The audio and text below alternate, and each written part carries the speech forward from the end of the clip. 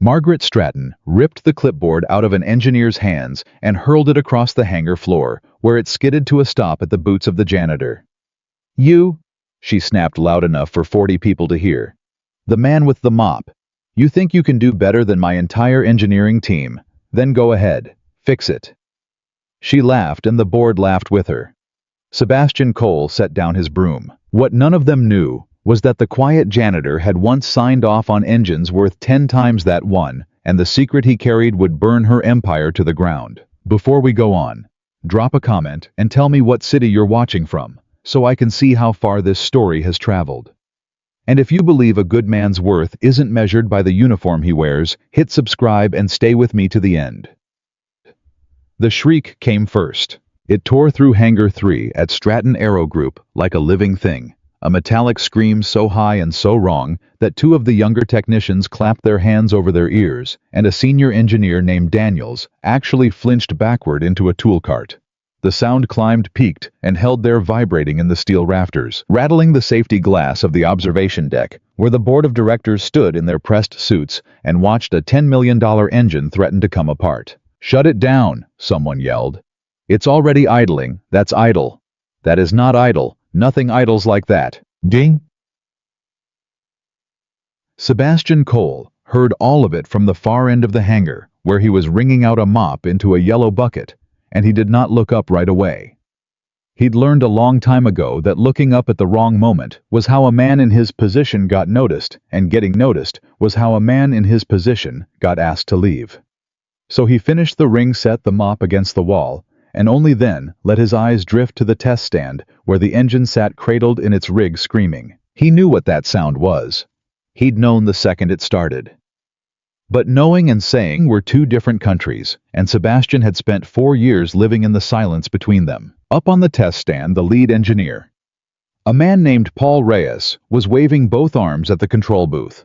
"Cut the fuel! Cut the fuel!" The scream wound down slowly, reluctantly, like it didn't want to stop.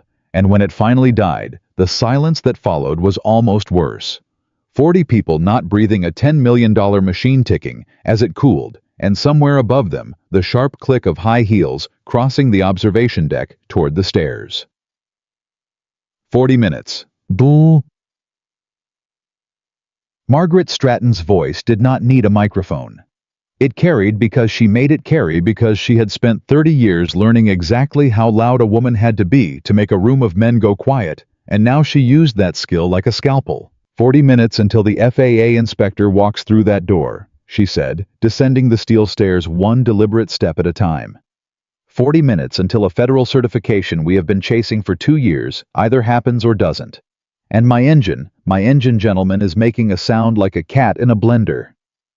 She reached the hangar floor. The engineers parted for her. "Paul," she said, "tell me you have a diagnosis." Reyes wiped his hands on a rag that did nothing to clean them. "Margaret, we've run the diagnostics 3 times. The computer's throwing 7 fault codes, and they contradict each other. Sensor 4 says overheat. Sensor 6 says we're cold. The vibration profile doesn't match any failure signature in the database. I didn't ask for a story. I asked for a diagnosis. We don't have one yet." The words landed in the hangar like a dropped wrench. Margaret Stratton closed her eyes for exactly 1 second. Sebastian saw it, the small private flinch she allowed herself, and when she opened them again, her face was carved out of something that didn't bend. "Daniels," she said, "you're supposed to be the best vibration man on the East Coast. What's your read?" Daniels was a big man, mid-30s, the kind who filled a doorway and a meeting room with equal confidence, and right now he looked like a boy called to the front of a class he hadn't studied for. It could be a bearing, could be a fan blade out of balance, could be the mount. If I had 3 days and a teardown. You have 40 minutes. Then I don't know. There it was again. I don't know. Margaret Stratton had built an empire on never saying those 3 words in public. And now she had to stand in her own hangar and hear them said back to her twice by the 2 men she paid the most. Sebastian picked up his mop again. Not because the floor needed it, because his hands needed something to do, because they had started very faintly to itch that old electric itch. He got in his palms whenever he stood near a broken machine and knew what was wrong with it and had to keep his mouth shut. The scars across his knuckles seemed to wake up at moments like this. Old burns, old metal. A whole life he'd folded up and put away in a box and stopped opening. He told himself, not your problem, mop the floor, pick up Riley at 3, keep your head down. His hands didn't listen. They never did. Run it again, Margaret ordered. Margaret. Run it again, Paul. Maybe it clears. It did not clear. The moment the fuel hit and the engine spun up, the shriek came back worse this time, edged with a new tone underneath it. A low, grinding note that made even Sebastian's jaw tighten. He set the mop down a second time. He took one step toward the test stand before he caught himself. Margaret signaled the cut. The scream died. That, said a voice from the observation deck, is the sound of 2 years and $40 million going up in smoke. The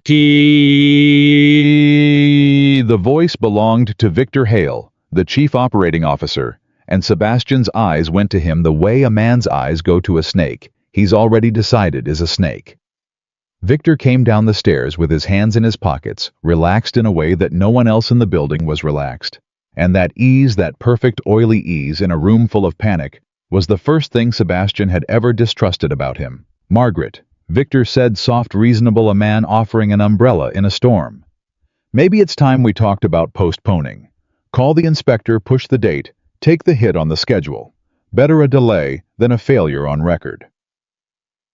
A delay is a failure on record, Victor. They don't certify companies that can't keep a date. Then maybe, Victor said even softer. This engine simply isn't ready. Maybe the airframe partner oversold what we could deliver. These things happen. Nobody's fault. Betsy?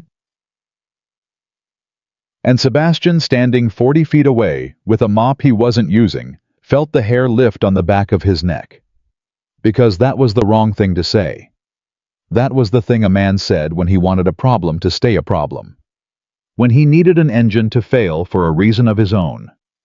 Sebastian filed it away, the same way he filed away every odd invoice and every late-night delivery he'd quietly noticed in the last 4 years of pushing a broom through this building after everyone went home. Not yet, he told himself. One thing at a time. No, Margaret said. We are not postponing. Somebody in this hangar is going to fix my engine in the next half hour, or somebody in this hangar is going to be looking for new work tomorrow. The threat moved through the engineers like cold water. They bent back over their laptops, jabbing at keyboards, calling out fault codes to each other in voices gone tight, and not one of them had the faintest idea what they were chasing. And Sebastian could see that they didn't, and the itch in his palms became something closer to pain. He had not meant to move. He would tell himself afterward that he had not meant to. But his feet carried him 3 steps closer to the test stand, close enough that Reyes glanced up and frowned. Close enough that one of the board members on the deck pointed and murmured to another. And close enough that Margaret Stratton turned and saw him. She looked at him the way you look at a piece of furniture that has somehow moved on its own. Confusion first, then a flash of something colder. "Can I help you?" she said. "No, ma'am." Sebastian stopped. "Just keeping out of the way. The custodial closet is on the east wall. You're about as far from out of the way as a person can get." "Yes, ma'am." He should have turned around. 40 years of hard lessons told him to turn around. Riley needed her father employed. Riley needed her father not making enemies of the woman who signed his check. Riley needed a great many things that a janitor with a mortgage and a 9-year-old and no health insurance worth the name could barely provide, and all of those needs added up to one simple instruction: turn around. He didn't turn around. He looked at the engine, and Margaret Stratton, who missed almost nothing, caught the look. "What?" she said slowly. "Are you staring at?" "Nothing, ma'am." "No, you were staring at my engine like it owes you money. Why?" The hangar had gone quiet again. The engineers had stopped typing. 40 people watched the CEO of Stratton Aero Group address the man with the mop, and Victor Hale on the stairs had gone very still in a way that Sebastian noticed and would remember later. Sebastian weighed it. He could feel the cliff edge under his feet, feel exactly how far the fall went. And he thought about Riley's face that morning over cereal, the gap where her tooth used to be, the way she'd said, "Have a good day, Daddy," like it was a thing she could give him. "Permission to speak, ma'am," he said. A few of the engineers actually laughed. Margaret didn't. She tilted her head. "By all means. That sounds not a bearing, and it's not a blade, and it's not the mount." He kept his voice flat, careful, the voice of a man reading a weather report. "Your fault codes contradict each other because they're not real. The engine's fine. The sensors are lying." The laughter died. "The sensors," Margaret repeated, "are lying." "Yes, ma'am. My telemetry array, designed by aerospace engineers with doctorates, calibrated to a tolerance you couldn't see with the naked eye. That array is lying. And you know this because..." Sebastian said nothing. "Because I spent 11 years building arrays 100 times more sensitive than that one. Because I can hear the difference between a machine that's dying and a machine that's only telling you it's dying. Because the box I put my whole life in has a crack in the lid and it's been leaking all morning." He said none of it. He said, "Because real failures don't argue with themselves, ma'am. A real overheat and a real cold reading can't both be true, so one of them's false. And if one's false, they're all suspect. The shriek you're hearing, that's the test stand's own resonance feeding back through a loose ground. It's loud, it's ugly, it's not the engine." For a long moment, Margaret Stratton simply looked at him, and Sebastian watched her do the thing he'd seen her do to vice presidents and vendors, and once memorably to a United States senator. She took a man apart with her eyes looking for the seam where he'd come apart on his own. He didn't come apart. That more than anything he'd said was what made her pause. "Paul," she said without turning around, "is what this man is saying possible?" Reyes's face did several things at once. "It's theoretically a ground loop could induce false readings, but the probability of all 7 sensors." "Is it possible, Paul? Yes or no?" "It's possible." Victor Hale came down off the last stair. "Margaret, you cannot seriously be standing here taking a diagnostic opinion from the cleaning staff. We have an FAA inspector arriving in 30 minutes. Let the engineers do their jobs." "The engineers," Margaret said, and there was a blade in it now, turned slightly toward her own people, "have had 2 hours and given me 7 contradictions and 3 guesses. So forgive me, Victor, if I've stopped being precious about who I listen to." She turned back to Sebastian. And then she did the thing that he would think about for a long time afterward, the thing that told him exactly who she was before she'd ever decided to become someone better. She smiled. Not warmly. The way a card player smiles when they think they've caught a bluff. "All right," she said. She bent down, picked up the rag Reyes had dropped, and held it out to Sebastian across the 6 feet between them, dangling it from 2 fingers like she was feeding a stray. "Here. You've got opinions about my $10 million engine. Let's see them. Walk up there with your little theory and your mop and you fix it. In front of everyone. And when you can't..." The smile sharpened. "You'll mop this hangar one last time on your way out the door, and we'll all have learned something about staying in our lane." The hangar held its breath. Sebastian looked at the rag. He didn't take it. "Why don't you give it a try?" Margaret said again, softer, savoring it certain. "Go on, show us." And here is the thing that nobody in Hangar 3 understood, that Margaret Stratton, in all her sharpness, could not see that Victor Hale, with all his oily calm, had no idea about Sebastian. Cole was not afraid of the engine. He had never once in his entire life been afraid of an engine. Engines were honest.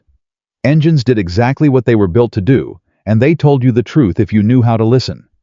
It was people he was afraid of. It was the rag in her hand, and the 40 faces, and the long fall off the cliff, and the 9-year-old waiting at a school door at 3 o'clock, who had no one else in the world. That was the fear, not the machine. He looked past the rag up the steel steps of the test stand to where the engine sat, and something in his chest, that had been folded up and tucked away for 4 years, began very slowly to unfold. "I don't need the rag," he said. Margaret's eyebrow lifted. "I'll need a ground strap, a torque wrench set to inch-pounds, and somebody in that booth to kill the master, so I don't get cooked." He was already walking. His voice had changed, not louder, but level in a new way. The flatness gone out of it, replaced by something the engineers recognized. Even if they couldn't name it, the sound of a man on familiar ground. And I'll need everybody to stop touching keyboards because the codes don't matter. The codes were never going to matter. You can't just, Reyes started.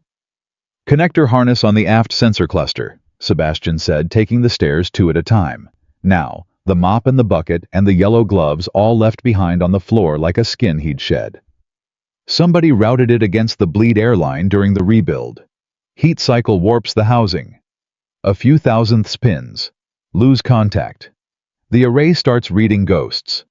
You've been chasing 7 different lies all morning, and they all come from 1 bad inch of wire. He reached the top of the stand. 40 feet below, Margaret Stratton stood with a rag still hanging from her fingers, and for the first time in the 4 years Sebastian had pushed a broom through her building, she had nothing to say. He knelt at the aft housing. His scarred hands moved over the cowling, found the access panel by feel, and his fingers, which an hour ago had been wringing out a mop, flew across the fasteners with a speed and certainty that made Daniels, the best vibration man on the East Coast, take a step back without realizing he'd done it. He's not even looking at the manual, Daniels said quietly. He doesn't need the manual, Reyes answered, and there was something almost frightened in his voice. Look at his hands. Look at them. That's not a guy who read about engines. That's a guy who built them. Down on the floor, Victor Hale's relaxed posture had gone rigid. He watched the janitor's hands move, and his jaw worked once, twice, and he said too quickly, "This proves nothing. He's poking at a wire." But Margaret Stratton wasn't listening to Victor anymore. She had crossed to the base of the test stand, the rag forgotten. Her head tilted all the way back, watching the man she'd been about to fire take her impossible engine apart with the calm of someone unwrapping a sandwich. "What's your name?" she called up. He didn't stop working. "Sebastian." "Sebastian what?" A pause. The smallest pause. The sound of a box lid opening a little wider. "Cole," he said. "Sebastian Cole." He didn't see her face change. He was busy. But Paul Reyes saw it, and Daniels saw it, and later they would both swear they'd watched the name land on Margaret Stratton, like a stone dropped from a great height, watched her mouth. Silently. Cole. Cole watched some buried thing surface in her eyes before she shut it down and folded her arms and said in a voice that had lost its certainty somewhere on the climb up those stairs. "Then fix it, Mr. Cole. The clock is running. And 40 feet up alone, with the only honest thing in the building." Sebastian Cole reached his scarred hand into the heart of a $10 million machine, found the bad inch of wire exactly where he'd said it would be, and got to work. The bad inch of wire came free in Sebastian's fingers, and he held it up to the work light, the way a doctor holds up a thing he's just pulled out of a patient. "There," he said. He didn't say it loud. He said it like a man confirming the time. "Right there. See the housing discolored? That's heat. That's a few hundred hours of riding against a bleed airline that runs 300 degrees on a cold day." Reyes had climbed up behind him without being asked.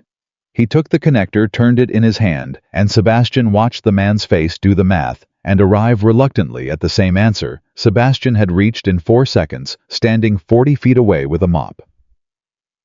"My God," Reyes said. "The pins are corroded. The contact's intermittent. When it warps, it opens. And the array reads ghosts." Sebastian was already reaching back into the housing. "Hand me the spare from the kit. The connector, not the whole harness. We don't have time to pull the harness, and we don't need to. We reroute it off the bleed line. We pin a fresh connector. We tie it back with a temp clamp, and your engine stops lying to you. We can't field repair a certified harness 30 minutes before an FAA inspection. There's a process. There's documentation. There's a sign-off chain." "Then document it." Sebastian's hands hadn't stopped. "Write it up. I'll sign it. Repair root cause, torque values, everything. That's how it's supposed to work anyway. You find the fault. You fix the fault. You write down what you did. The paper comes after the truth, Paul. Not before." Reyes stared at him. "Who are you?" Sebastian didn't answer. He pinned the new connector by feel, his thumb finding the seat, the click of it landing somewhere under the cowling, and only a man who'd done it 10,000 times would have trusted that click without a second look. He trusted it. He clamped the harness back 2 inches off the bleed line, ran his fingers down its new path to confirm clearance, and sat back on his heels. "Torque wrench," he said. Boost. Somebody passed it up the stand, hand to hand, the way a bucket gets passed at a fire. Sebastian set the access panel, ran the fasteners down, checked each one against the spec he carried in his head, and not on any sheet of paper. "Booth," he called down. "When I say bring the master up slow, idle only. Don't spool it. We're listening, not flying." A long pause from the control booth. Then a young technician's voice, thin and uncertain. "Mr. Reyes, do I?" "Do what he says," Reyes said. 40 feet below. Margaret Stratton stood with her arms folded and her chin lifted and watched a janitor give orders in her hangar that her engineers were following. She did not stop it. Sebastian noticed that she did not stop it, and he filed that away too, that whatever else this woman was, she would rather be embarrassed and right than comfortable and wrong. It was not nothing. He'd worked for people who'd choose the comfort every time and let the engine fail, rather than admit the cleaning staff had been the one to call it. "Now," Sebastian said. "Slow." The master came up, the fuel hit, and the engine, the $10 million engine that had been screaming like a soul in torment for 2 hours, that had defeated the best vibration man on the East Coast, and 7 contradicting fault codes, and a CEO's deadline, spun up to idle with a smooth, low-throaty hum that was to anyone who'd spent their life around turbines the single most beautiful sound in the world. No shriek, no grind, no ghost. Just an engine telling the truth. The hangar didn't cheer. It was too stunned to cheer.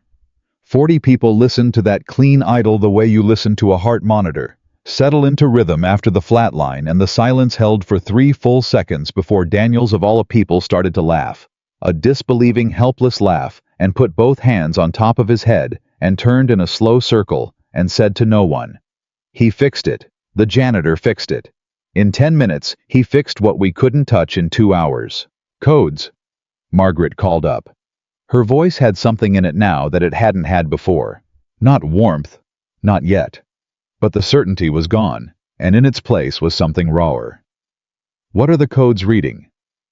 Reyes checked the booth display through the glass. "Clearing," he said. "Sensor 4 clear, 6 clear. They're all clearing, Margaret. Green across the board. The array's reading clean." "How long until the inspector?" 11 minutes. Then get that harness documented and get this man's signature on it, and somebody get the test data printed." She was moving now fast, the CEO snapping back into the body that had gone still at the base of the stand. "Paul, I want the root cause right up in my hand before that man walks through the door, and I want it accurate, because if the FAA asks how a certified harness ended up against a bleed line, I am not going to lie to a federal inspector, and neither are you. Yeah, and that one sentence, "I am not going to lie to a federal inspector," was the second thing that day that made Sebastian Cole revise his opinion of Margaret Stratton, and it landed at the exact moment that Victor Hale, standing at the edge of the floor with his hands no longer in his pockets, said, "I'll handle the documentation." Sebastian, halfway down the stairs, stopped. "No," he said. The whole hangar turned. He hadn't meant to say it. It came out of him the way the diagnosis had come out from the part of him that didn't consult the part that worried about Riley and the mortgage and the cliff.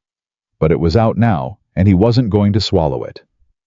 "Excuse me," Victor said. "I'll write it up." Sebastian came the rest of the way down, slow, deliberate, and he didn't break eye contact with the COO, which was a thing nobody in that building did, because Victor Hale was a man whose eyes you learned to slide away from. "I did the repair. I know the root cause. I know the torque values and the reroute and the clearance. The man who does the work signs the work. That's how it's supposed to be. You're a custodian." Victor's voice was very even. Too even. "You have no certification, no authority, and no standing to put your name on an aerospace repair record. Margaret, this is exactly the chaos I warned you about." He has standing if I give him standing, Margaret said. You can't. It's my company, Victor. She said it flatly, and Sebastian caught the flick of her eyes between the two men, the calculation happening behind them. She didn't fully understand yet what she was looking at. But she'd spent 30 years reading rooms, and she could feel the temperature of this one, could feel that the COO wanted very badly to be the one holding the pen, and that the janitor wanted just as badly not to let him. And a woman like Margaret Stratton did not need to know why. To know that the answer to a question that urgent was not yet. Sebastian writes it, she said. Paul co-signs. Victor, you'll countersign as COO because the chain requires it, and then we'll all stand in a room and tell the FAA the truth, which is that we found a fault and we fixed it and our process worked. She paused. Our process worked. Didn't it, gentlemen? Nobody answered, because the process hadn't worked. A janitor had worked.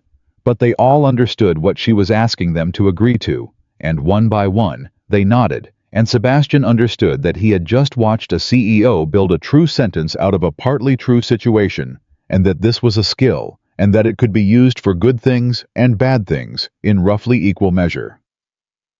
He sat down at a tool bench with a clipboard and wrote the report. He wrote it in block letters, clear and plain, the way he'd written 10,000 repair records in another life. Root cause connector housing thermal degradation due to harness misrouting against bleed air conduit during last rebuild cycle. Corrective action connector replacement, harness reroute to spec clearance, temporary clamp pending permanent retrofit. Recommend full inspection of all harness routing on this engine and any engine that came through the same rebuild line, because if it happened once, it happened more than once, and a fault that hid behind 7 false codes on the test stand would hide just as well at 35,000 feet where there was no booth to kill the master and no janitor to climb the stairs. He wrote that last part deliberately. Any engine that came through the same rebuild line. And as he wrote it, he was thinking about the rebuild line and the parts that came down it, and the late-night deliveries he'd seen over 4 years of pushing a broom through this building after everyone else had gone home, and the invoices he'd glimpsed that didn't match the parts, and Victor Hale's voice from 20 minutes ago saying, maybe this engine simply isn't ready. Nobody's fault, saying it like a man who'd known the engine would fail before it ever screamed. He signed his name, Sebastian Cole. Then he handed the clipboard to Reyes, who read it, went pale at the recommendation, and signed under him. This recommendation, Reyes said quietly, about inspecting every engine off that line. You know what that is if you're right. That's a fleet-wide grounding. That's the truth, Sebastian said. Sign it or don't. Reyes signed it. The clipboard went to Victor last. He read it standing up, and Sebastian watched his eyes move down the page and watched them stop at the recommendation, and watched something happen behind the COO's face that he was sure no one else in the hangar caught. A stillness. A recalculation. The look of a man who has just seen a small door open into a room he'd spent 4 years keeping locked. This recommendation is excessive, Victor said. A single misrouted harness on one engine, writing inspect the entire line on a federal record, will trigger an investigation. We don't need over a problem we don't have. I'll countersign the repair. I won't countersign the recommendation. Then I'll note that you struck it, Sebastian said. Victor's head came up. I'll write it right here, Sebastian went on. Even calm the cliff edge somewhere far below him, and no longer mattering. That the repair tech recommended a line-wide inspection, and the COO declined to endorse it. That's a true sentence, too. I learned that from your boss about 10 minutes ago. He met Victor's eyes and did not slide away. The man who does the work signs the work, and he writes down who said no. For a moment, just a moment, the oily calm cracked, and Sebastian saw what was underneath it, and what was underneath it was not anger. It was fear.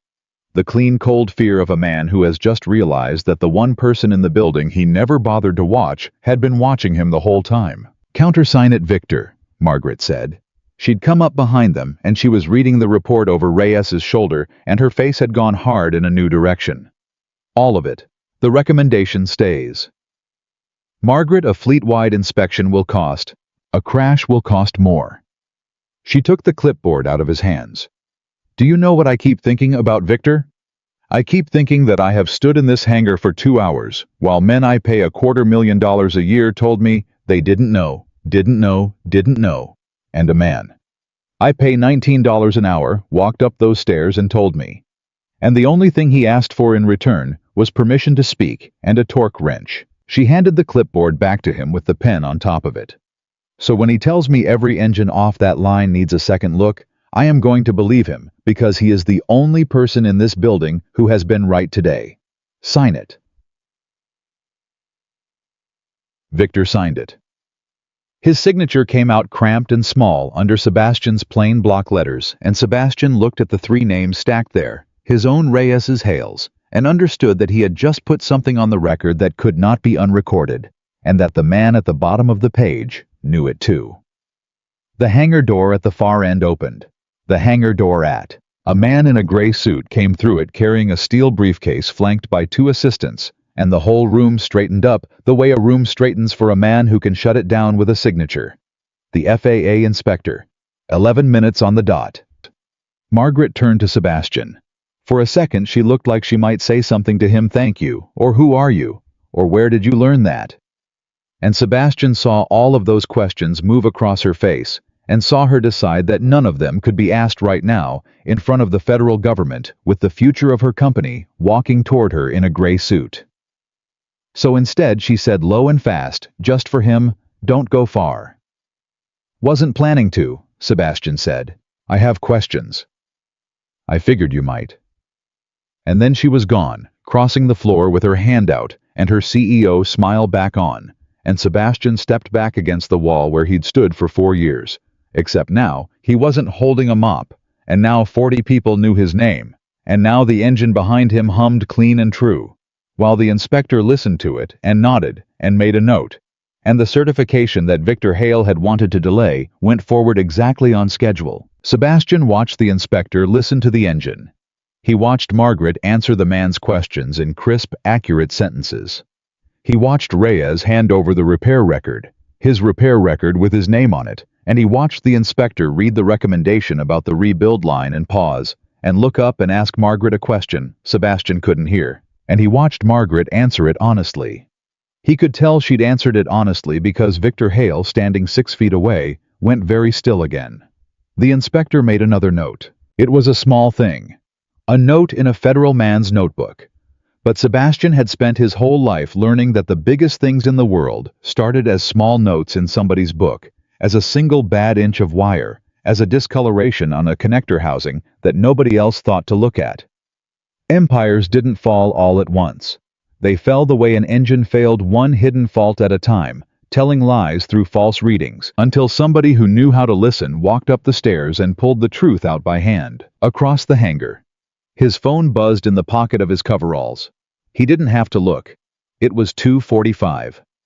The school called at 2:45 on the days he was running late, and he was running late because he'd spent his afternoon doing the one thing he'd promised himself he would never do again. He slipped out the side door while the inspector was still talking, peeled off his coveralls in the parking lot, and drove the 11 miles to Riley's school with his scarred hands steady on the wheel and his heart going faster than the engine ever had.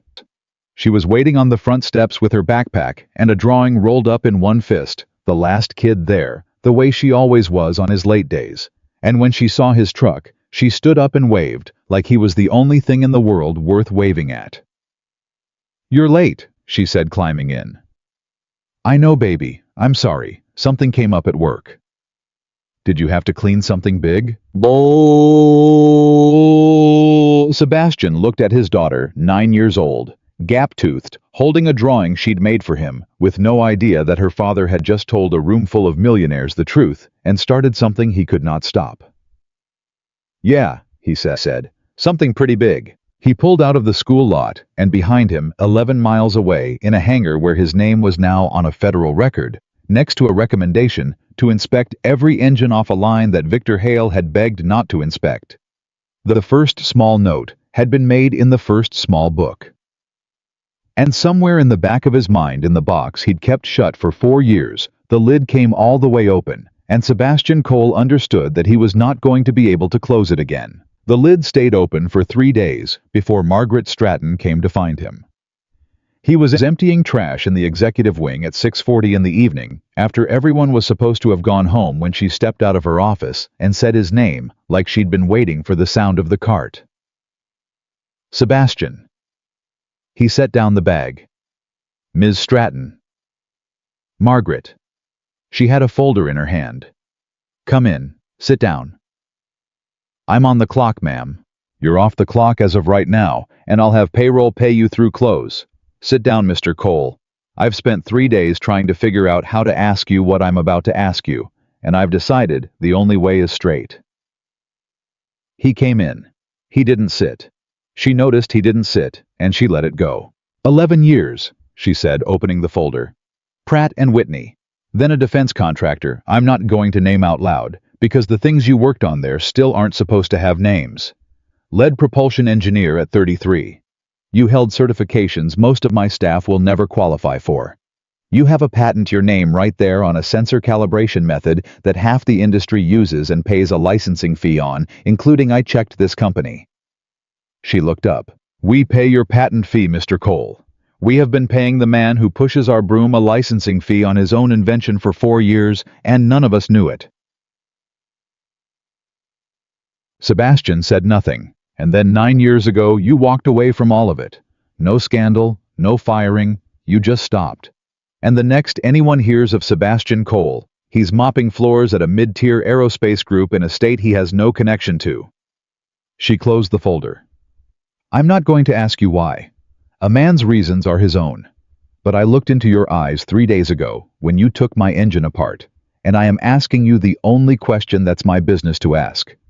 Are you done? Whatever sent you running, is it done? For a long moment, the only sound was the building breathing around them, the HVAC, the far-off hum of a floor buffer, 2 corridors over. My wife died 9 years ago, Sebastian said. Margaret went still. I was on a contract, overseas, the kind where you can't call home and you can't say where you are. She had an aneurysm in the kitchen, and our daughter Riley was 8 months old. Riley was in the high chair when it happened, and a neighbor found them the next morning because the baby was crying and wouldn't stop. He said it flat.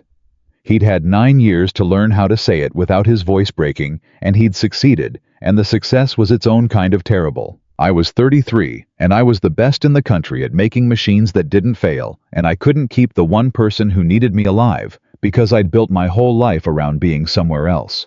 So I quit. All of it. I decided I was going to be in the room. Every day. For her. And a propulsion engineer can't promise to be in the room. But a janitor can.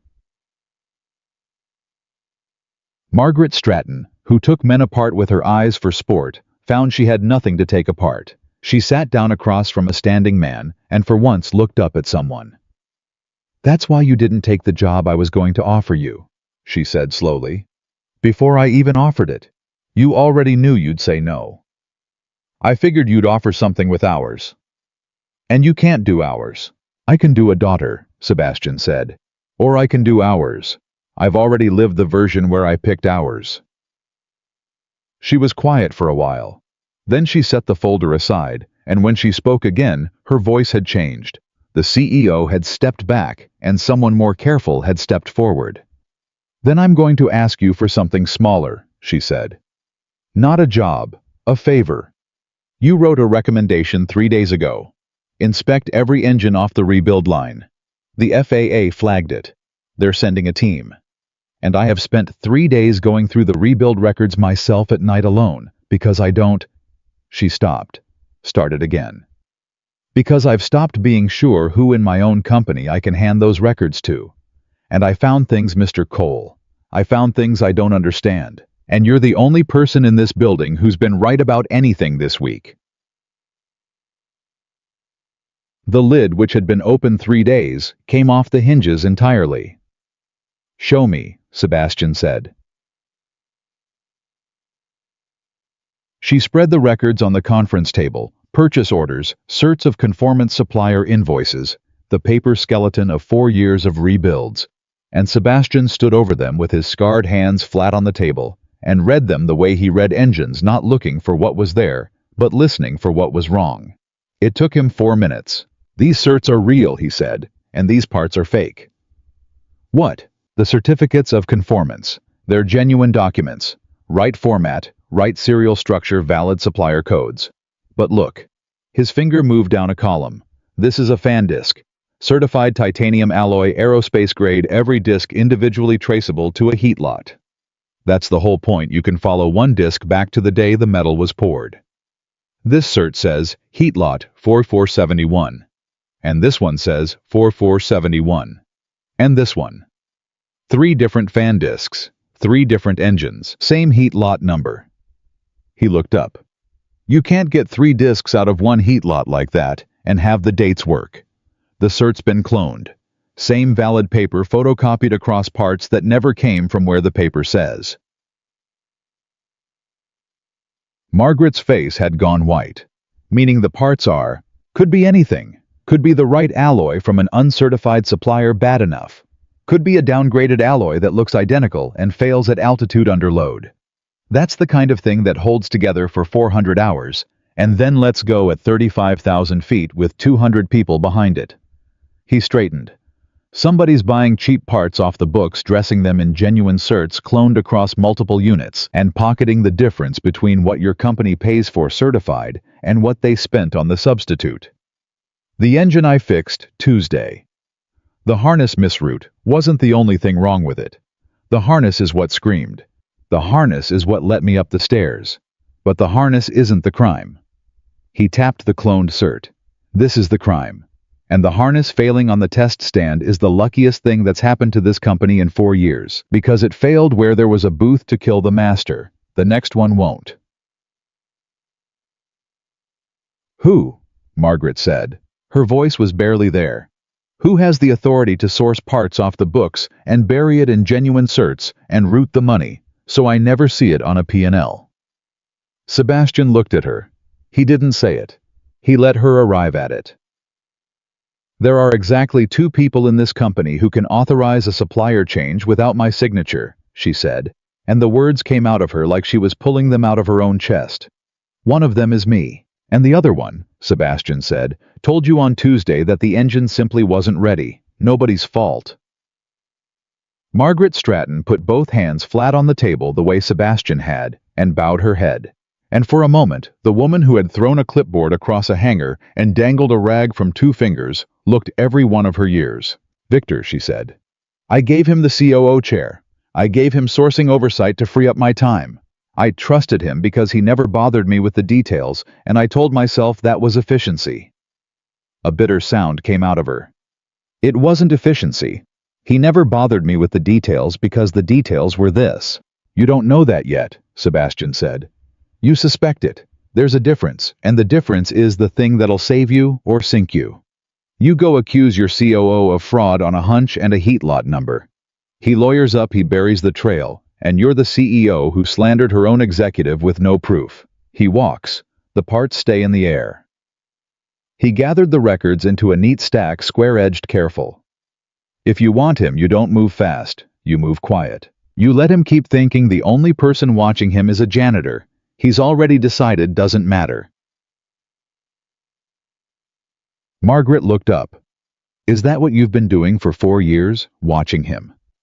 "I've been mopping floors for 4 years, Sebastian said. "But the man who empties the trash in the executive wing at night sees a lot of what gets thrown away. And the man who buffs the floor outside the loading dock at 11 p.m. sees which trucks come in after the cameras get serviced." He met her eyes. "I never went looking, Ms. Stratton. I had a daughter to raise and a box I'd promised to keep shut. But you can't unsee a cloned cert any more than you can unhear a sensor lying. I've been carrying a list of things that didn't add up for 2 years and telling myself it wasn't my business. Tuesday, it became my business." "Why?" "Because Tuesday I learned those engines fly," Sebastian said quietly. "I'd been thinking of this place as a building I clean. Tuesday I climbed the stairs and put my hands on it, and remembered that everything that comes off that line ends up carrying somebody's daughter." The word landed between them.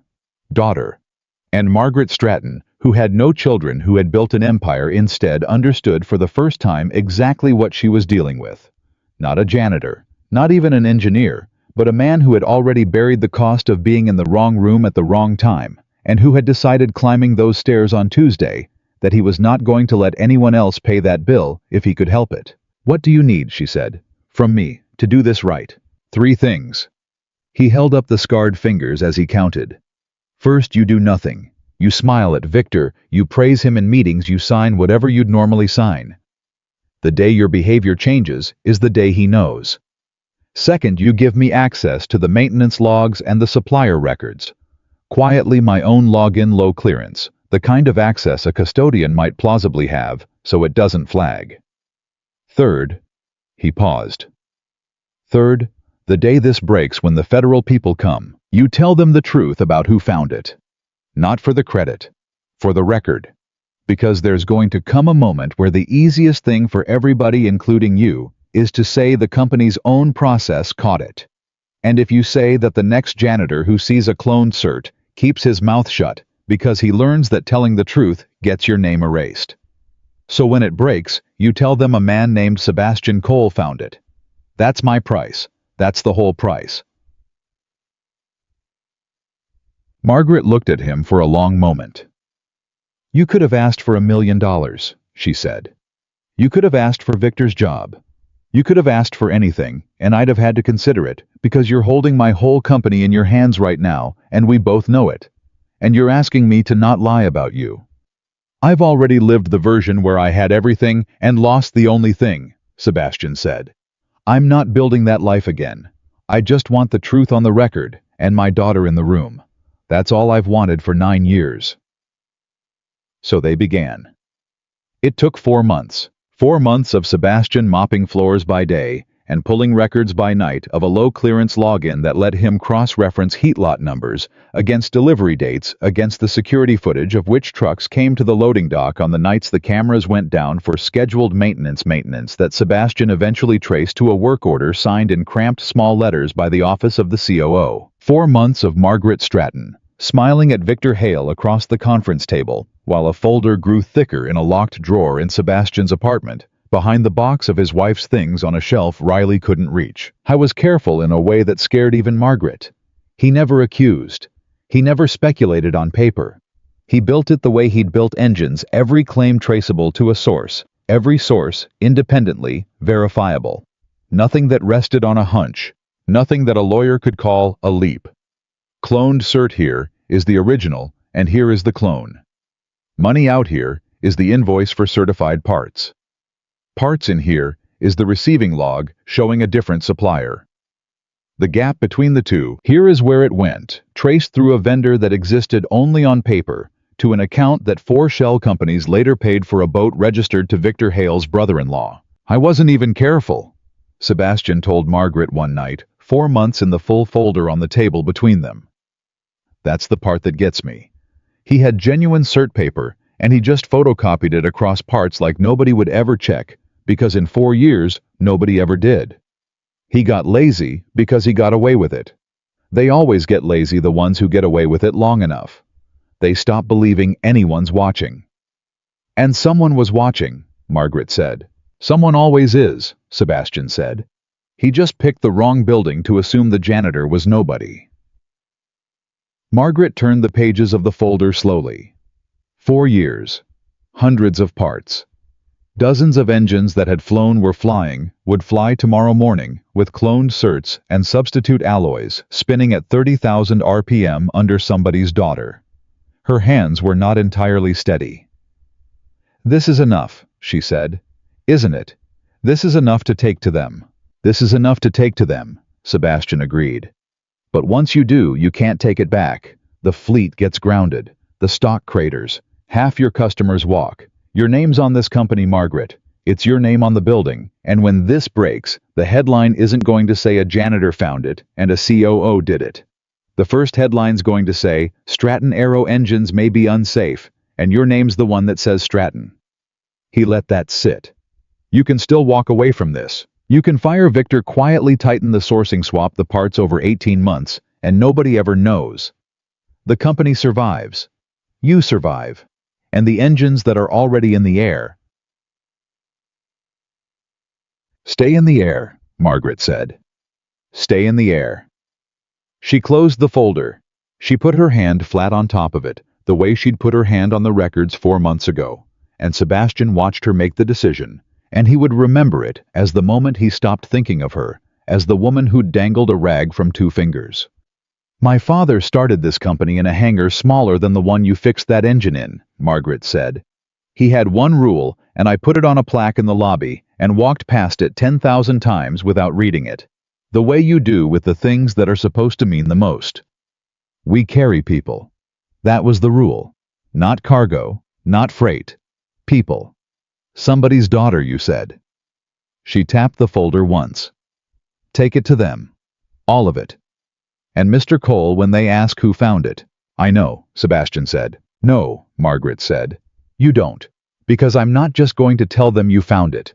I'm going to tell them the truth, which is that my entire company missed for 4 years what a man with a mop caught in 4 seconds because we were all too important to look. And then I'm going to spend whatever's left of this company after the fire making sure that never happens again." She stood. She held out her hand across the folder, and this time there was no rag in it. "Whatever happens next, whatever it costs me, thank you for climbing the stairs." Sebastian looked at the offered hand. Then he shook it. And on a Tuesday morning, 4 months and 1 week after a janitor walked up the stairs of a test stand to fix an engine that everyone said couldn't be fixed, Sebastian Cole carried a folder into a federal building and set it down in front of people whose job it was to keep daughters in the air, and he told them the truth plainly in block letters and steady sentences, the way the man who does the work tells it. By the time he finished, 3 different agencies were on the phone. An emergency airworthiness directive was being drafted, and somewhere across town in a corner office, with his name on the door. Victor Hale signed a routine supplier work order in cramped, small, confident letters, with no idea that the floor had already gone out from under him, put there 4 years ago by a man he had never once bothered to learn the name of. Victor Hale didn't know the floor was gone for 9 more days. Battery! That was how long the federal machinery took to move from a folder on a desk to a knock on a door, and Sebastian spent those 9 days doing exactly what he'd told Margaret to do: nothing. He mopped the executive wing. He emptied the trash. He buffed the floor outside the loading dock at 11 at night, and said good evening to the security guard, and drove home to his daughter. And the whole time he carried the knowledge that the most powerful explosion he'd ever set was already lit and only the fuse was left to burn. "You're quiet this week," Riley told him over spaghetti on the 7th night. "Am I?" "You do the thing." She pointed her fork at his face. "Where you look like you're listening to something I can't hear." Sebastian smiled. His daughter, 9 years old, read him better than 30 millionaires in a hangar. "It's a work thing, baby. It'll be over soon." Is it a good thing or a bad thing? He thought about it. It's a good thing that's going to look like a bad thing for a while, and then it's going to be a good thing again. Riley considered this with the seriousness she gave to everything. "Like getting a shot," she said. "Yeah," Sebastian said. "Just like that." On the 9th day, the federal people came to Stratton Aero Group, and they did not come quietly. Sebastian was in the second-floor corridor with his cart when the elevator opened, and 4 people in windbreakers with 3 letters on the back walked out, flanked by 2 of Margaret's lawyers, and he stepped back against the wall, the way he'd stepped back against walls for 4 years. Except this time, he watched. He watched them walk past him without a glance. The janitor invisible, exactly as he'd planned, and turned down the corridor toward the corner office with Victor Hale's name on the door. He couldn't hear what was said inside. He didn't need to. He'd written every word of the document that was being read to Victor Hale at that moment, and he knew it. Cold heat lot, 4471, cloned across 3 fan disks. The vendor that existed only on paper. The 4 shell companies. The boat. He knew the exact sentence where Victor's face would change because he'd built the folder so that the truth arrived in a specific order. Each fact closing a door, the last one had left open, until there were no doors left. Reyes found him in the corridor 20 minutes later, breathless. Sebastian, they're arresting Victor. Federal agents right now in his office. They're walking him out in..." Reyes stopped, stared. You knew. You've known. The harness report. Inspect every engine off the line. That was you. That was you the whole time. Keep your voice down, Paul. 4 months ago I asked you who you were, and you didn't answer. Reyes was looking at him like he'd never seen him. Who are you? I'm the guy who fixed your engine, Sebastian said. Go back to work. This isn't done yet. It wasn't. Because watching a man get walked out of a building in handcuffs is the satisfying part, the part that goes in the highlight reel. But Sebastian had spent his whole life around machines, and he knew that the dramatic failure is never the dangerous one. The dangerous one is what the failure was hiding. And what Victor Hale's fraud had been hiding was an unknown number of engines in the air right now this minute, with parts in them that should never have flown. So while the agents walked, Victor Hale passed the lobby plaque that read, "We carry people," and Sebastian made sure he was buffing that floor when it happened, made sure Victor saw him, made sure the last thing the COO laid eyes on as a free man was the janitor. He'd called the cleaning staff leaning on a floor buffer, watching. While all of that happened, the real work was already underway in a conference room upstairs. The FAA had grounded every engine off the rebuild line. 41 engines. 11 aircraft already in service pulled from the sky. Mid-route passengers bussed and rebooked, and furious the company's name in every headline by noon. Exactly the way Sebastian had warned Margaret it would be. Stratton Aero engines grounded in safety probe. Not a word about a janitor. Not a word about a COO. Just the name on the building the way she'd known it would be. Sebastian came to find her that evening. She was in the conference room where they'd spread the records 4 months earlier alone. The lights low. The stock ticker on a muted screen, showing a number that had lost 40% of itself since the markets opened. You warned me, she said without turning around. You stood right there and told me the first headline would say Stratton. You told me I could still walk away. You could have. 40%, Mr. Cole, in one day. My father's life's work cut in half between breakfast and dinner because I picked up a phone and told the truth. She turned. Her eyes were red, but her voice wasn't shaking. And do you know what I keep thinking? I keep thinking it's the best money I ever spent. Because every one of those 41 engines is on the ground tonight. Every single one. Not a single person is 35,000 feet over Denver right now, sitting behind a fan disc that shouldn't exist. They're all on the ground. Because a janitor wrote, "Inspect every engine off the line" on a federal record 4 months ago, and I signed it. You didn't have to sign it. Victor told me not to. That should have been the tell, shouldn't it? The day my COO begged me not to inspect my own engines should have been the day I knew. She laughed short and bitter. I spent 30 years priding myself on reading people. And the one person in my building I never bothered to read was the one with a patent we'd been paying him for, and an engineering mind that could have run this whole company, because he had a mop in his hand, and I decided that told me everything I needed to know. It told you something, Sebastian said. It just didn't tell you what you thought. She looked at him a long moment. Sit down, Sebastian, please, just this once. I'm not your boss tonight. I might not be anybody's boss by the end of the month, so just sit down and talk to me like a person. He sat. The board met this afternoon, she said. Emergency session. 3 of them resigned on the spot, the 3 closest to Victor, the ones who I now suspect knew more than they ever put in writing. The investigation will sort out who knew what. The other 4 wanted my head. Wanted me to step down, take the fall. Let them bring in a turnaround man to tell Wall Street the problem was the old CEO and the new one has it handled. She turned a pen over in her fingers. It's the smart play. It might even save the company. The CEO falls on the sword. The stock recovers on the narrative of a clean break. Everybody keeps their job except me. Are you going to take it? I told them no. She set the pen down. I told them I am not going to walk out of the building my father built and let the story be that some hero from outside came in and fixed a mess I made. Because that's not the story. The story is that this company got sick, and one person caught it, and he caught it because he was the only one who never stopped believing those engines carry people. And if I leave, that story leaves with me, and what replaces it is a lie. I've signed enough true sentences this year. I'm not going to end it with a comfortable lie. Sebastian was quiet. So I'm staying, Margaret said.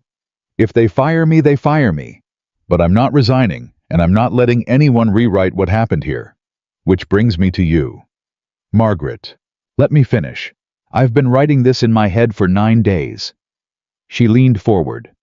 When the federal team interviewed me, they asked who found it. And I told them the truth the way I promised you I would. I told them a custodian named Sebastian Cole found a fraud that an entire aerospace company missed for 4 years. And the lead investigator, sharp woman, doesn't smile. She put down her pen, and she looked at me, and she said, Ms. Stratton, with respect, what kind of company has a man like that pushing a broom? Margaret's voice caught just slightly. And I didn't have an answer, because there isn't one. There's no good answer to that question. There's only what I do about it now. I told you what I wanted, Sebastian said. The truth on the record, that's all. I didn't do this for a job. I did it for the engines. I know. That's exactly why I'm about to offer you one, and exactly why I think you might say yes. She stood and crossed to the window, the grounded stock ticker reflected in the glass. I'm not offering you Victor's old job. COO is hours and travel and 100 things that would take you out of the room your daughter needs you in. I listened to what you told me 4 months ago. I heard it. She turned. I'm creating a new position. Director of Technical Risk and Flight Safety. You report to me and no one else. You set your own hours. You work from wherever you need to be, including a kitchen table at 3 o'clock when a 9-year-old gets home from school. You don't manage people unless you want to. Your entire job. The only thing I will ever ask of you is to do what you did 4 months ago. Look at our engines and our paper and our processes, and tell me the truth about what's going to fail before it fails. You'll have the authority to ground anything in this company on your own signature. Yours. A janitor's signature, except it won't say janitor anymore. Sebastian didn't answer right away. I built this around your life, Sebastian, she said quietly. Not the other way around. I've watched you choose your daughter over everything for 4 years without knowing that's what I was watching, and I am not going to be the person who finally makes you choose the other way. The job bends to Riley. Always. That's written into it. I'll put it in the contract if you want it in writing that the Director of Technical Risk picks his daughter up from school and the company arranges itself around that fact and not the reverse. You can't put that in a contract. I own the company, for now. I can put anything I want in a contract. A ghost of the old sharpness, but warmer now. Watch me. Sebastian looked at his hands. The scars. 11 years of metal and fire. Then 9 years of a mop. And now a woman offering him a way to be both things at once. The engineer he'd buried, and the father he'd become, without giving up either one. There's a problem, he said. Name it. The version of me that takes that job and walks back into that hangar with authority and a title and a signature that can ground airplanes, that's a version of me that matters again. And the last time I mattered, the world needed me somewhere else, when the one person who needed me most was dying in a kitchen. His voice was very level the way it got when he was holding something heavy. I made a promise 9 years ago. I've kept it for 9 years. And I am terrified that the day I say yes to you is the day I start the slow walk back to the man who wasn't in the room. Margaret sat back down across from him. For a long moment, she didn't say anything. Can I tell you what I see? She said finally. Not as your boss, as somebody who watched you for 4 months. Go ahead. The man who wasn't in the room 9 years ago, he was somewhere else because he thought the work mattered more than the room. That's the man you buried, and you were right to bury him. But that's not the man who walked up the stairs 4 months ago. She leaned in. You didn't fix that engine because the work mattered more than Riley. You fixed it because you finally understood the work is Riley. Every engine that comes off that line carries somebody's daughter, your words. You didn't climb those stairs to matter again. You climbed them because you couldn't stand to let somebody else's kid pay the bill you'd already paid. She paused. That man can be in the room and do the work at the same time. Because for that man, the work and the room are the same thing. You don't have to choose anymore, Sebastian. You only had to choose before because you were doing it for the wrong reasons. You're not anymore.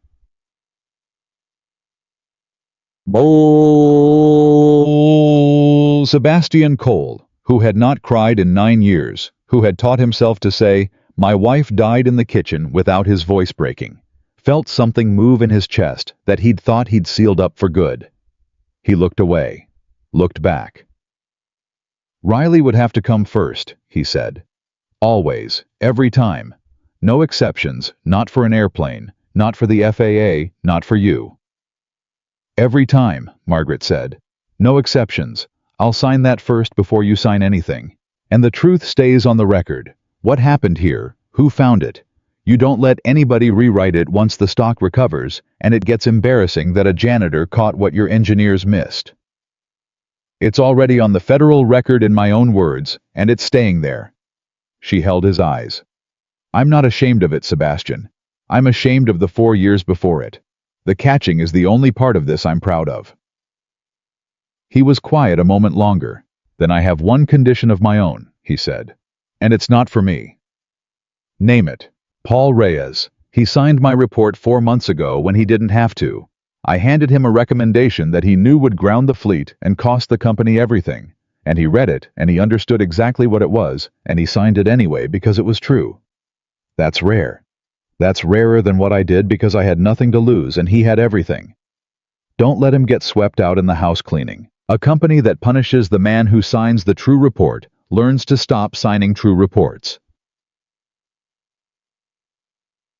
Margaret looked at him for a long moment, and something in her face, something that had been hard for 30 years, gave way just a little. You know what's remarkable about you, she said. You're sitting here holding the best leverage anyone's ever had over me the day my company lost 40% of its value because of a fraud you exposed, and you're spending it on a raise for somebody else. She picked up her pen. Paul Reyes keeps his job and gets a promotion to chief engineer, and he'll report to you on anything safety related. Done. What else? That's it. That's everything. Then I'll ask you one more time, and this time I want a real answer. She set the pen down between them, the same gesture she'd made with the rag in the hanger 4 months ago. Except this time, there was no smirk, no certainty, no bet. Just an offer set down plainly between two people who had finally learned to see each other. Sebastian Cole, Director of Technical Risk and Flight Safety. Your hours, your terms, your daughter first every time in writing. Will you take the job? Sebastian looked at the pen. He thought about the box he'd kept shut for 9 years, and the lid that had come off 4 months ago, and how he'd spent 4 months terrified that opening it would turn him back into the man who wasn't in the room. And he understood now, sitting across from a woman who'd lost 40% of her father's company in a single day, rather than tell one comfortable lie that he'd had it backwards the whole time. The box wasn't the engineer. The box was the fear, and the fear had been telling him the same kind of lie. The sensors told a false reading, loud and ugly, and convincing, that had nothing to do with the truth underneath. The truth underneath was simple. He was a man who knew how to keep machines from failing, and machines that failed killed daughters. And he had a daughter. There was no version of being a good father that required him to let other people's children fall out of the sky to prove it. He picked up the pen. Riley first, he said. Every time. Every time, Margaret said. Then yes, and as he signed his name, Sebastian Cole, in the same plain block letters he'd used on a repair record 4 months ago. The stock ticker on the muted screen showed a company that had lost half its value in a day, and a janitor became a director, and somewhere across town, a man in a federal holding cell was learning 4 years too late the cost of assuming that the quietest person in the building was nobody worth watching. The signature dried, and the world did not end. That was the first thing Sebastian learned in the weeks after he signed his name and became a director instead of a janitor. That the slow walk back toward the man who wasn't in the room, the walk he'd been terrified of for 9 years, never came. He'd braced for it. He'd waited for the morning he'd choose the airplane over the school pickup, the call he'd take instead of the dinner, the first small surrender that would start the avalanche. It never came. Because every morning he walked into that hangar carrying the same thing he'd carried up the stairs 4 months before, and it had never once been ambition. It had been Riley. It had always been Riley. "You look different," Riley told him 3 weeks into the new job, watching him knot a tie in the bathroom mirror. "You don't have the gray clothes anymore." "Nope." "Do you still clean things?" Sebastian thought about that. "I clean different things now. I find the broken parts before they break, and I take them out before anybody gets hurt." Riley considered this with her fork-pointing seriousness. "So you're still a janitor, you just clean airplanes?" He laughed, a real one, surprised out of him.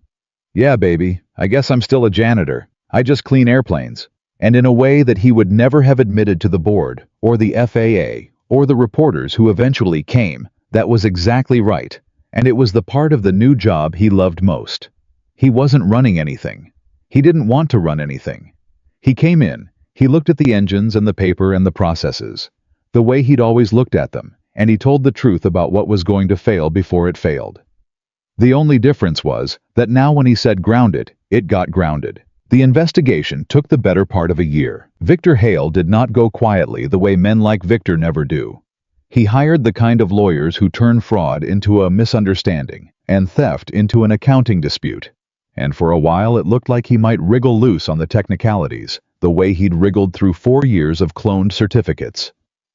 But Sebastian had built the folder the way he built engines, every claim traceable, every source independent, nothing resting on a leap, and a federal prosecutor who knew what she was looking at took that folder apart in front of a grand jury. The same way Sebastian had taken the engine apart in front of the board methodically, without theater. Undeniable fact, closing the door. The last one had left open until there were no doors left. The heat lot number was the thing that sank him. Sebastian was in the gallery the day the prosecutor put it up on the screen. Heat lot. 4471. 3 fan discs, 3 engines. Dates that couldn't possibly work, and explained to 12 ordinary citizens that you cannot get 3 forged discs out of 1 batch of poured titanium any more than you can be born 3 times on 3 different days. He watched the jury understand it. He watched the exact moment it landed on them, the same way it had landed on Margaret in the conference room, and he knew then that Victor Hale was finished finally, and completely brought down, not by a dramatic confrontation, but by a discrepancy in a number that a janitor had noticed, because the janitor was the only person who'd bothered to look. Victor was convicted on every count. Wire fraud conspiracy, falsification of aircraft records, that last one, the heaviest, because the law, it turned out, took a very dim view of putting things in the sky that shouldn't be there. He got 11 years.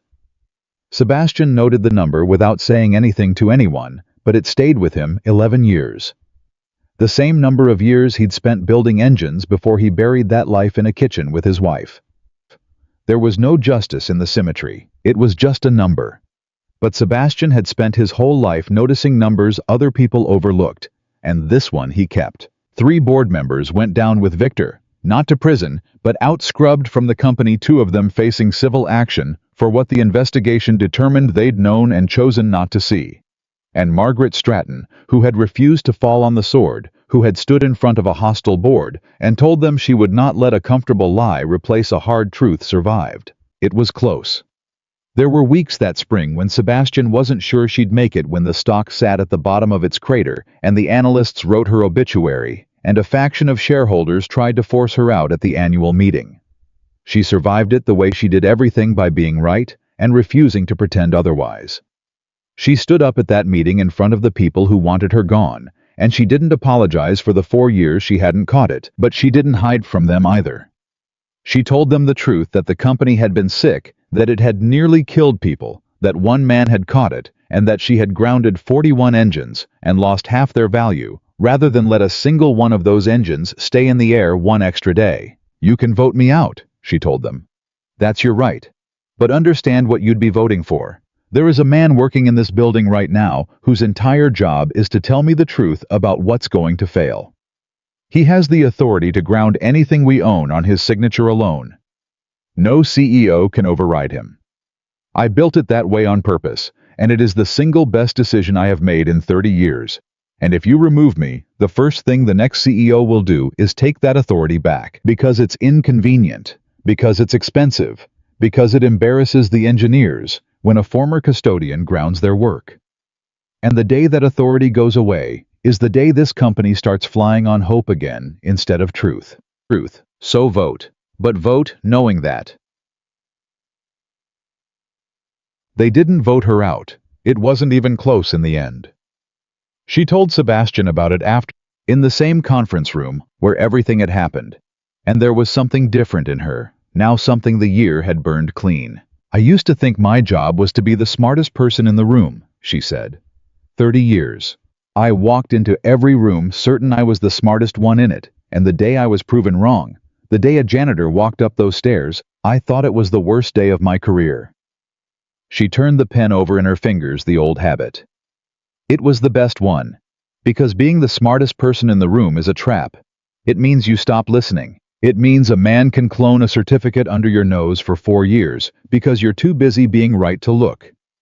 The smartest thing I ever did, Sebastian, was the day I stopped trusting how smart I was and handed a torque wrench to the cleaning staff. You didn't hand it to me, Sebastian said. You dangled a rag and told me to embarrass myself. Margaret had the grace to wince. I did, didn't I? You held it out like you were feeding a stray dog, in front of 40 people. You told me when I couldn't fix it, I'd mop the hangar one last time on my way out the door. He said it without heat. It had become over the year almost a joke between them, but only almost. I think about that sometimes. How close it was. If the harness had been routed an inch the other way, if the fault had been something I couldn't fix in 10 minutes, you'd have fired me that afternoon, and the cloned certs would still be flying, and Victor would still be buying boats, and the only difference in the world would be that some plane would have come apart over Denver 2 years from now, and nobody would ever have known why. Margaret was quiet for a moment. Does it make you angry? It used to. Sebastian looked at his hands. Then I figured out it wasn't about me. You didn't humiliate Sebastian Cole that day. You didn't know who Sebastian Cole was. You humiliated the cleaning staff, the mop, the uniform. You looked at a man and saw a job, and you decided the job was all there was. And the thing is, Margaret, you're not special for that. Everybody does it. The whole world does it. I spent 4 years invisible in that building, and being invisible taught me more about that company than any of your executives ever knew, because people will say anything in front of a man holding a mop. They don't think he's listening. They don't think he's anybody. He looked up. Victor's whole crime worked because he assumed the janitor was nobody. That assumption is the most dangerous thing in any building. Not the fraud. The assumption that made the fraud possible. And you'd know, Margaret said softly, because you were the nobody. I was the nobody, Sebastian agreed. Right up until I climbed the stairs. The company recovered. Not quickly. These things never recover quickly, but steadily, the way a man recovers from a wound. He was lucky to survive with a scar that never fully fades and a new respect for the thing that nearly killed him. The story got out the way stories do. A reporter pieced it together, the janitor with a patent, the engine on the test stand, the cloned certificates. The COO walked out past the lobby plaque in handcuffs. The custodian who saved Stratton Aero. It ran on a Sunday, and by Monday, Sebastian had 9 interview requests and turned down every one of them, because the thing about a man who spent 9 years learning to be invisible is that he doesn't suddenly want to be seen. You should do at least one, Margaret told him. It's good for the company. The company's not the reason I did it. I know. That's why I'm asking instead of telling. She smiled. But think about it. There's a kid out there somewhere pushing a broom and telling himself he's nobody. He might need to hear that the nobody climbed the stairs. Sebastian thought about it. He did one interview in the end, just one, and not for the company. He did it for the kid pushing the broom. And when the reporter asked him the question, they all wanted to ask the question the federal investigator had asked Margaret a year before. What kind of company has a man like you pushing a broom? Sebastian gave an answer that Margaret cut out and framed, and hung in the lobby underneath her father's plaque. The kind that doesn't look, he said. Most of them don't look. That's not a Stratton problem. That's an everywhere problem. There's a guy fixing your car who used to be an engineer. There's a woman cleaning your office who could run it better than the person who does. The world's full of people we've decided are nobody because of what they're holding in their hands at the moment we happen to look at them. And every single one of them is carrying a whole life you never bothered to ask about. He paused. I got lucky. An engine screamed and a woman dared me to fix it, and I happened to be standing close enough to climb the stairs. Most people never get the stairs. That's the part that should keep everybody up at night. Not that a janitor caught a fraud, that it took a 1 in a million accident for anybody to notice he could. The framed quote hung in the lobby for years. Sebastian walked past it most mornings on his way in the way you walk past the things that are supposed to mean the most. Except he made himself read it every time, because he'd learned what happened to companies and to people who stopped reading the words on their own walls. But the part of the story that mattered most to Sebastian Cole was never in the newspaper, and never in the Federal Record, and never in the framed quote in the lobby. It was a Saturday about a year and a half after the engine screamed. Sebastian had brought Riley to the hangar empty on the weekend, just the two of them, the way she liked it, and she'd set up at a table near the test stand with the watercolors she'd gotten for her 10th birthday, and she was painting while he caught up on a few reports he'd never have brought home, because home was for her. Daddy, come look. He came and looked. She'd painted a sky that flat, brilliant blue that only kids and Dawn ever really get, right and against the sky an airplane climbing. And in the cockpit window, she'd painted two small figures side by side. That's you, she said, pointing. And that's me. We're flying the plane together. Sebastian looked at the painting for a long time. You always say the planes carry people, Riley said suddenly, a little uncertain the way kids get when the grown-up goes quiet. I made one that carries us. Is that okay? That's better than okay, Sebastian said, and his voice did the thing it hadn't done in 9 years, the thing he'd taught himself it would never do again. He didn't fight it this time. That's the best one anybody's ever made, baby. That's the whole reason. The reason for what? For all of it, Sebastian said, for every single bit of it. He didn't try to explain. She was 10. But standing in the hangar where he'd climbed the stairs holding a painting of the two of them flying a plane together through a sky-blue morning. Sebastian Cole understood something he'd spent 11 years as an engineer and 9 years as a janitor failing to understand. He'd thought all that time that there were two versions of him, and he could only have one. The man who did the work, who'd been in the wrong room when it mattered, or the man who stayed in the room who'd given up the work to do it. Two men. One choice. He'd believed that for 9 years, and it had nearly cost the world a plane load of strangers, and nearly cost him the chance to be both. But there were never two men. There was one. A man who couldn't stand to let machines fail, because failing machines killed daughters, and he had a daughter, and so the work and the room had always been the same thing. He'd just needed to climb a flight of stairs to find it out. A few weeks after the painting, Margaret came to the hangar on a Saturday. She'd taken to doing that, finding reasons to be where Sebastian was not as his boss, but as something the year had made of them that didn't have a name yet. She found him at the table with Riley, the watercolors out and ice cream melting in the heat, because Sebastian had stopped at the place on the corner the way he did most Saturdays.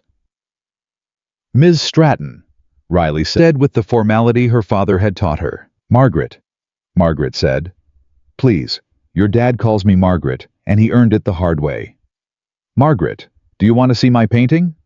It's the airplane that carries us. And Margaret Stratton, who had no children, who had built an empire instead, who had spent 30 years certain she was the smartest person in every room, pulled up a chair at a folding table in a quiet hangar, and looked at a 10-year-old's watercolor of a father and a daughter flying through a sky-blue morning, and listened, really listened, while the child explained it. He always says the planes carry people. Riley told her the same uncertainty, the same hope. So I made one that carries us. Margaret looked at the painting for a long time the way Sebastian had. You know, she said finally, I run a company that builds airplanes, and I've signed off on engines worth more than this whole building, and I have never once in 30 years understood what an airplane was for until right this minute." She looked at Sebastian over the child's head. "We carry people. My father put that on a plaque. I walked past it 10,000 times. I never knew what it meant until your daughter painted it. D." Sebastian held out the ice cream he'd bought, a third one, the one he always bought now on the chance she'd show up. "It's melting," he said. Margaret took it. And the three of them sat at a folding table in the hangar where a janitor had once climbed the stairs, the engineer who'd buried himself and come back, the daughter who'd been the reason for all of it, and the woman who'd dangled a rag from 2 fingers and lived long enough to learn what she'd been holding. And for a while, nobody said anything at all, because some things don't need saying once everyone in the room can finally see them. Victor Hale served his 11 years. 41 engines came down and were torn apart and rebuilt with parts that were exactly what their certificates said. They were traceable to the day the metal was poured. Stratton Aero Group flew on, not on hope, not on the assumption that the quiet people don't matter, but on the truth signed in plain block letters by a man whose authority no one could override. And every engine that left that hangar carried somebody's daughter into the sky and brought her home again. Because a long time ago, a woman dared the wrong man to fix the wrong engine, and the wrong man turned out to be exactly right. Sebastian Cole was never the cleaning staff. He was never the nobody with the mop. He was a father who knew how to keep the world from falling out of the sky, and the only thing the world ever had to do was look up from the uniform long enough to see him. They finally looked, and that made all the difference.